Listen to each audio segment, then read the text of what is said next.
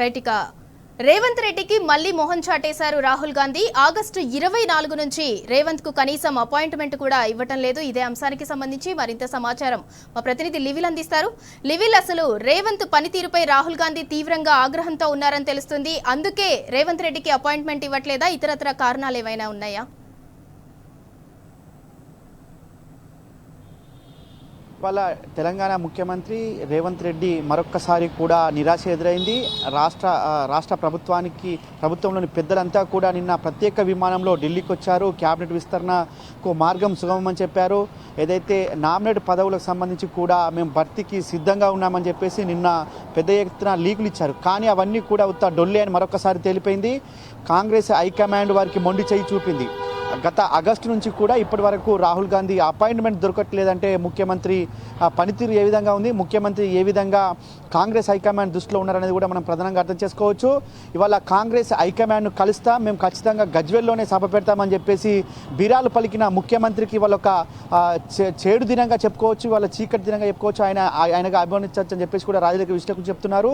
ఏదేమైనప్పటికీ వాళ్ళ తెలంగాణ ముఖ్యమంత్రి రేవంత్ రెడ్డి చేస్తున్న పనులు ఆయన రాహుల్ గాంధీకి కావచ్చు, కాంగ్రెస్ హైకమాండ్కు నచ్చట్లేదు. ఆయన ఒక నియంతృత్వ ధోరణితో పోతున్నాడు, ఒక సింగిల్ ఎజెండాతో పోతున్నాడు అనేది కూడా ఇవాళ మనకు ప్రధానంగా చర్చ జరుగుతుంది. రాహుల్ గాంధీ కలవడానికి కూడా ముఖం చాటేస్తున్నాడు రేవంత్ రెడ్డి అనేది కూడా మనకు ప్రధానంగా అర్థం చేసుకోవచ్చు.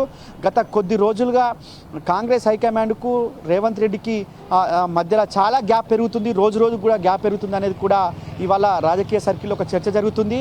దానికి నిదర్శనమే ఇవాళ మరొకసారి కూడా రాహుల్ గాంధీ కలవకపోవడం దానికి ఉదాహరణ చెప్పుకోవచ్చు.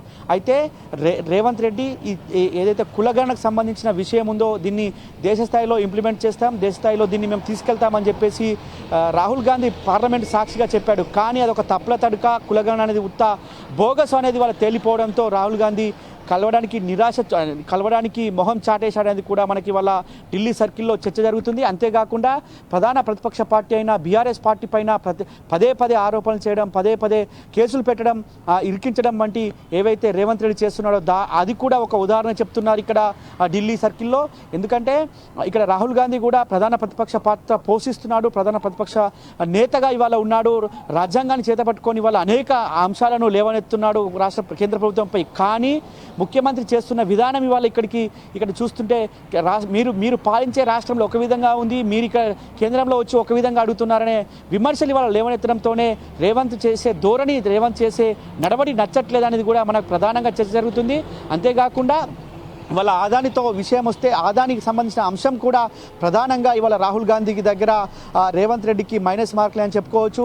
ఏదైతే రాహుల్ గాంధీ ఏమో ఆదానిని మోదాని అని చెప్పేసి ప్రసంగిస్తుంటే, మోదాని అని చెప్పేసి ఆదానికి సంబంధించిన అనేక అంశాలను ప్రస్తావిస్తుంటే రేవంత్ రెడ్డి మాత్రం బడే బాయ్ చోటే బాయ్ అన్న మిత్రబంధంతో ఇవాళ ఏదైతే ఆదాని పెట్టుబడులను తెలంగాణ రాష్ట్రానికి ఆహ్వానించిన నేపథ్యంలో అక్కడ ప్రధాన ప్రతిపక్ష పార్టీ అయిన బీఆర్ఎస్ ఆదాని రేవంత్ కూడా ఒకటే అని చెప్పేసి అనేక సందర్భాల్లో జాతీయ మీడియాలో సైతం బీఆర్ఎస్ కేటీఆర్ చెప్పిన నేపథ్యంలో ఇవాళ రాహుల్ గాంధీకి అనేక మంది బీజేపీ స్పోక్స్ పర్సన్స్, బీజేపీ కీలక నేతలంతా కూడా రాహుల్ గాంధీ నువ్వు ఏడముఖం పెట్టుకుంటావు, మీ రాష్ట్రాల్లో పాలించే ముఖ్యమంత్రులు ఏమో ఆదానితో తత్సంబంధాలు మెయింటైన్ చేస్తారు, నువ్వేమో ఆదాని తిరుగుతావు అని చెప్పిన సందర్భం కూడా ఇవాళ రేవంత్ రెడ్డి కలవకపోవడానికి ఒక ఉదాహరణ చెప్పుకోవచ్చు. అయితే ఇవాళ ఏదైతే క్యాబినెట్ విస్తరణకు సంబంధించి పెద్ద ఎత్తున ప్రచారం చేశారో, క్యాబినెట్ విస్తరణ జరుగుతుంది, రేపో మాపో మేము రేపు ఢిల్లీకి వెళ్తున్నామని చెప్పేసి ఒక ప్రత్యేక విమానంలో హైదరాబాద్ ఢిల్లీకి వస్తే వాళ్ళ పూర్తిగా నిరాశే మిగిలింది ఎవరైతే ఆశావాహులు ఉంటారో వారికి అని చెప్పుకోవచ్చు. అంతేకాకుండా రోజుకు కాంగ్రెస్ పార్టీలో, కాంగ్రెస్ ప్రభుత్వంలో వ్యతిరేకత పెరుగుతుంది. కాంగ్రెస్ ప్రభుత్వంలో ఇంటర్నల్ వర్గాలు సమావేశాలు ఏర్పాటు చేస్తున్నాయి. మొన్న ఒక మహబూబ్నగర్ సంబంధించిన ఎమ్మెల్యే ప్రత్యేకంగా 10 మంది ఎమ్మెల్యేలతో సమావేశం కావచ్చు.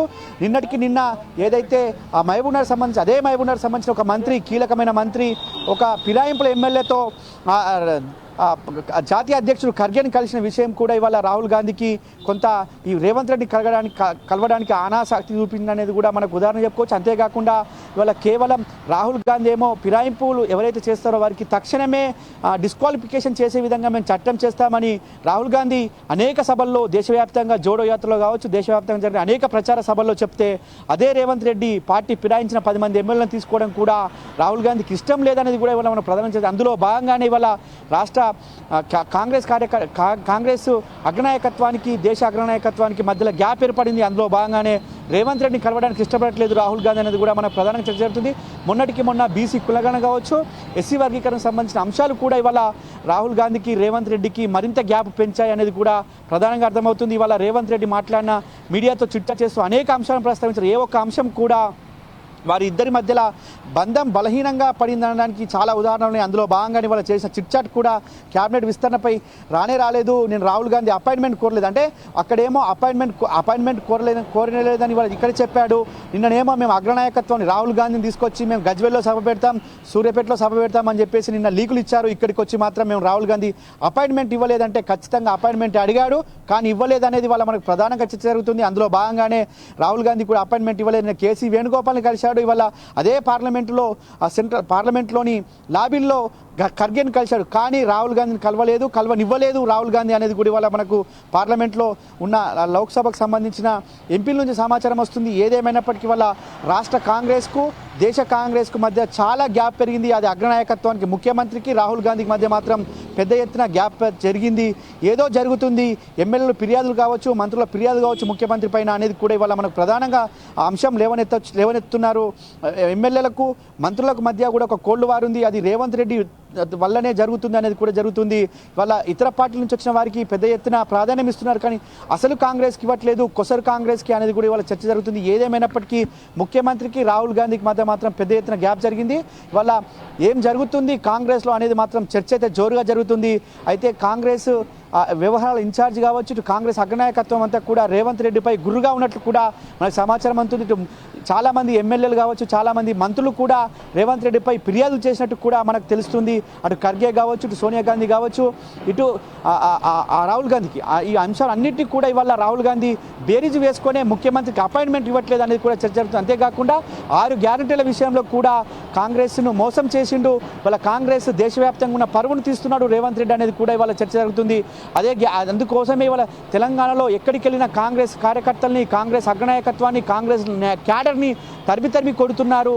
6 గ్యారెంటీల అమలులో కాంగ్రెస్ ప్రభుత్వం పూర్తిగా విఫలమైంది కాబట్టి మీ వల్లనే ఇవాళ హర్యానాలో ఓడిపోయాం, మహారాష్ట్రలో ఓడిపోయాం, రేపు ఢిల్లీలో కూడా గెలవలేకపోతున్నామనే సంకేతంతోనే ఇవాళ రేవంత్ రెడ్డికి రాహుల్ గాంధీ అపాయింట్మెంట్ ఇవ్వలేదనేది కూడా ఒక ప్రధానంగా చర్చ. ఏదేమైనప్పటికీ ఇవాళ అసలు కాంగ్రెస్ కొసరు కాంగ్రెస్ అనే ప్రధానమైన చర్చలో భాగంగానే రాహుల్ గాంధీ రేవంత్ రెడ్డికి అపాయింట్మెంట్ ఇవ్వలేదనేది మాత్రం ఇవాళ తుది మేరపని చెప్పుకోవచ్చు. మొత్తానికి రేవంత్ రెడ్డికి ఇవాళ పూర్తిగా నిరాశే కలిగింది. ఖచ్చితంగా రాహుల్ గాంధీ గత కొద్ది నెలలుగా అపాయింట్మెంట్ ఇవ్వడానికి కూడా ఆసక్తి చూపట్లేదు, కనీసం ముఖం చూడడానికి కూడా కనికరించట్లేదంటే ఖచ్చితంగా రేవంత్ రెడ్డికి అంటే కాంగ్రెస్ పార్టీకి రేవంత్ రెడ్డికి మధ్యలో ఏదో కోల్డ్ వార్ అయితే జరుగుతున్నట్లు మాత్రం మనం ప్రధానంగా అర్థం చేసుకోవచ్చు. సింధురా.